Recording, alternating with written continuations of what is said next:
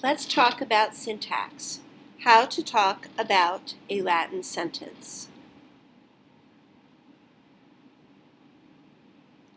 For every sentence, you are asked to identify the tense of the verb and explain how to recognize that the verb is in that tense.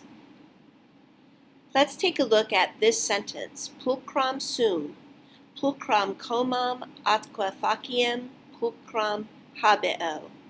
In your video, you may choose to read the Latin sentence or not. This sentence has two verbs in it. The first one is the verb sum. Sum is from the verb to be. It is in the present tense because it doesn't begin with an ER. The second verb is habeo. Habeo is from the verb habeo habere. It is also in the present tense. I know this because in front of the subject ending O, there is no BA or B or BI or BU.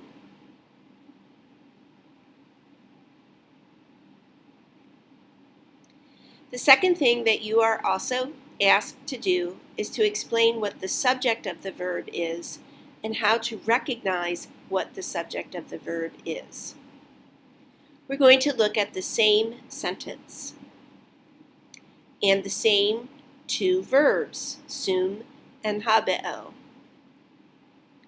Sum and habeo both have the subject I.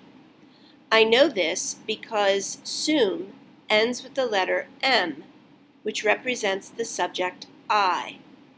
Habeo also ends with the letter O, which also represents the subject I.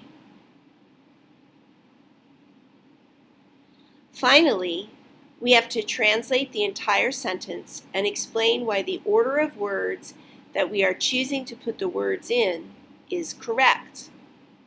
Here is my sentence. The translation of this sentence is, I am beautiful. I have beautiful hair and furthermore, a beautiful face. This sentence has two verbs, sum and habeo. That means that the sentence has two parts.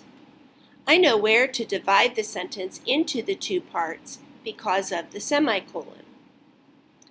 Because I is the subject of sum, I must begin my sentence with the subject, and then follow that with the meaning of the word sum. And then I'll put in the adjective pulchra to describe the subject. So it would say, I am beautiful. It just makes sense that pulchra describes I. In the second half of the sentence, the verb habeo also has I as a subject. So that's where I have to begin my sentence because sentences always begin with a subject. I know that comam and faciem have to come after the verb because they have direct object endings on them. And direct objects have to come after the verb. Since pulchram is an adjective and it's used twice in the second part of the sentence, it just makes sense to me to put one with each noun. And so that's why the second half of the sentence says, I have beautiful hair and furthermore, a beautiful face.